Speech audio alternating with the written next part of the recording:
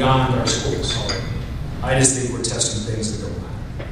Or we can test it in different ways to give us information about student progress. But those aren't the things. How many employers do you know that ask for your third grade math scores? Seriously. Or even your senior math scores. How many employers ask for a high school transcript 4 years out? Or 2 years out? Why do they take the SAT or the ACT? There's only one reason they take it, because college universities require it. Have college universities, we have 1,000 now that are test optional. Let all of them go that way, and SAT, ACT go away. There's no currency. It doesn't matter beyond one decision. And we're putting a lot on that decision. So as we think about how we're assessing students, we've completely redesigned our assessment platform. Think about how we assess these other constructs beyond content knowledge, and assessing things that matter, and things that students are developing, skills are developing over time. Now we have tests that measure both of these, and we think are going to be highly valuable. And now we have industry experts and higher education experts coming to the table saying, we can figure this out, we can test our students differently. And how does this all lead to career learning? We know that every company is a tech-enabled company. Disruptive technology is changing the way we learn, communicate, travel. Things like AI, virtual reality, mixed reality, blockchain, app platforms, all these things are just fundamentally changing our world. What's interesting, though, of 160 million people in the United States workforce, 9 out of 10 are still working in industries that existed 100 years ago. I mean, think about it. We will all work in one. Healthcare, manufacturing, education. Let's go down the list. They've been around for decades or centuries. Reality is what's changed are the skills necessary to do the jobs in those industries. That's what's being disrupted in technology. So how do our students thrive in that kind of environment? We have Uber. And here I use Uber. I mean, think about what happened with an application, the ability to connect, the gig economy, with consumers. Think about companies like Amazon. See, Amazon is on a mission. It's called world domination. You think about all the industries they're going into. Okay? I mean, Whole Foods. And just buying up things horizontally, creating real problems for regulators. Before we had monopolies that were vertical. Now they're just doing it horizontally. They're fundamentally changing everything for us. I mean, literally, I ordered an Amazon package last week and I had it 3 hours later. Where does that happen? Or, I'm going to give you a couple of examples. I can talk about Amazon for a long time, but I will not. I'm going to give you 2 examples. So, 5 years ago, Fred Smith, the founder and CEO of FedEx, we were having a conversation about workforce issues, how we were partnering, and I asked the question. I said, who are your largest customers? Who do you think the largest customer of FedEx is? If you're part of FedEx, you can't answer. Any ideas? Pardon? The United States Postal Service. Right? So FedEx would do all the long hauls. And number 2 at the time was Amazon. Who are your largest competitors? Who's the number 1 competitor? United States Parcel Service, UPS. DHL was emerging in U.S. markets, expanded. I said, okay, what are your greatest workforce needs? He said, there are 2 things we need. We need more pilots and more handlers. Essentially people in their warehouses, distribution centers, handling packages. 8 months ago, FedEx officials came to our office. They said, we got to figure this out. We have a number of issues we need to work on workforce. I said, okay, before we go there, who are your biggest customers? And they said, well, the United States Postal Service is our biggest customer. I said, great. I said, who's your biggest competitor? They said, Amazon. 5 years before, second largest customer, today, biggest competitor. Now you see Amazon trucks on the road. And here's what they've done. This is brilliant. Right? This is brilliant. So, it is a or UPS and so forth to deliver to post office boxes, right? They can't do it. So what does Amazon do? They're creating their own postal service. Literally putting lockers in retail stores. Buy something on Amazon, you get a code, and a few hours or a day later you go hit the code, and there's your package in an Amazon locker. And I've seen them in places all over the world. You walk into a hotel in Italy or in Paris, and all of a sudden you see an Amazon locker. Brilliant. What does that mean for our students? How are they going to compete in that kind of environment that's changing so rapidly? That's our challenge. That's what we have to do. It's not going to be about math and science scores or English scores. It's going to be about skills. It's going to be about growth mindset and ability to evolve as this world evolves and to stay ahead of things. So then, as we think about this with students, we say to them, how many have ever said this to just follow your dreams and everything will work out? Anyone ever said that? Or been told that? It is irrational advice, and it's wrong. The world doesn't care about their dreams. It sounds harsh, but it's true.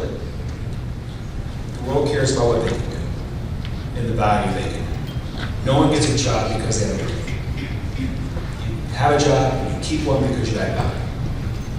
And as soon as you don't, you become irrelevant, and the market discards you. We have 22 million people in the U.S. workforce right now that are underemployed. Millions unemployed, and we're still around the average workplace participation rate that we've had for the past 70 years. We have to ensure our students are ready for this economy. So then we ask our students to think about college. And I think we have to redefine college as well. We have companies, David and Kim are here from Apple, who are rethinking job descriptions, right? And Google and other companies are coming to this saying, listen, does this really require a college degree? Is it a 4-year degree? Are we just putting this on as some filter in an algorithm system, or what does this really mean? And are there other ways for students to develop skills and assess those skills that have market currency? And a lot of companies are coming to this saying, we can do better than this. Here's why. Most companies are saying that a college degree isn't a proxy for skills. It doesn't necessarily demonstrate that the students are ready for this. So as we look at what comes out of pre-K through 12, there are a lot of pathways for our students. And I don't think we should dismiss any of them. You know, and I know it's hard. Sometimes as a parent, I'm like, do I want my kids to go to college? Yes. I just want them to major in something that matters. And I know that sounds harsh too. And when I say it matters, I want them to have a career. And I want them to go into something in which there's demand. Doesn't mean other things are unimportant. But here's what I do know. The same son I was talking about a minute ago, he called me and said, I said he's a pretty. He called me one day, he said, Dad, I have my schedule figured out. I said, great. What are you taking? He went down this list of finance course and econ course. He said, Dad, I'm taking golf. I said, great, Drew, and I hope you saved enough money to pay for it. He said, what do you mean? I'm like, Drew, I'm not paying tuition in Purdue for you to play golf. He said, Dad, it's a class. I said, Drew, it's a waste of your time. I said, it's cheaper for me to pay private lessons than it is tuition in Purdue. I'd rather do that. He said, are you serious? I said, I'm really serious. He said, all right. So he called me later. He said, okay, I changed my class. I said, what? He said, you are paying for private lessons, all right? I think I did say that. And I said, what are you taking? He said, I'm taking a petroleum energy class. Wow, okay. That's better than golf. So a few months later, got a call from a company and said, Drew, we'd like to interview you for an internship. But I just want you to know that it's an extensive process, and we're not interviewing you for an internship, we're interviewing you for a job. You will just have a 10-week interview. I loved it. And he went through 3 extensive interviews, and not one question was about finance. Every question was about petroleum energy. He just accepted a job offer from ExxonMobil. That's what they were interested in. They said, we can see you can do finance, but why do you do this? What's your curiosity around this? What do you learn from this? So I think about all the things our students can take. Thinking about building a business, you can take an entrepreneurship accounting class. It's not just what we major in. All this matters. We get this question about STEAM and STEM. I hear it all the time. You know, I was in Michigan last week. They said, we believe in STEAM, science, technology, engineering, arts, and mathematics. I was in Oklahoma, talking to the business roundtable. They said, hey, we believe in STEAM here, science, technology, engineering, agriculture, and mathematics. I went to Texas, and they said, listen, we believe in STEAM, science, technology, engineering, athletics, and mathematics. And I said, you know, if this is a debate, we're missing the point. We're just missing the point. It all matters. We can pull all this together and help students understand what it means to live in a society and to be contributing members of the society. I don't dismiss anything, but rather figure out how to integrate it into it. But we know that students will not aspire to be something they can't see. I think about why students choose college and their college choices, not just where they're going to go, but why they're going to major in certain things. What do you think? What are the top 2 or 3 reasons why students choose certain majors? Why? What's number 1? Yeah, some influence, right? Some connection. Number 2, they had a class in high school, they liked it, and they liked their teacher. That's why we have so many psychology majors. I got a call from the Wall Street Journal, and they asked, they said, okay, we want you to respond to, we put together a list of 143 college majors, and we want you to respond to a couple of questions. I said, great. And normally I get those questions, why do you think engineering is in the top 18 out of 20? That's a pretty simple answer. The question was, why do you think clinical psychology is last? I said, because you cannot do clinical psychology with an undergraduate degree. And as we think about what our students aspire to, there's one other thing that helps them make a decision about college, what they want to avoid. Just take a student and say, hey, this is a great major for you. Right? It has 5 math classes, you don't think you're good at math, and you're going to pursue that major? No, you just, I'm not doing that. I'm going to take something that I feel confident in. We have to change that. We have to help students understand the world of possibilities, the kind of careers that exist. People really understand what Walmart does. Our students go into a Walmart store, but they don't understand that Walmart is one of the world's leaders at logistics, inventory controls, technology.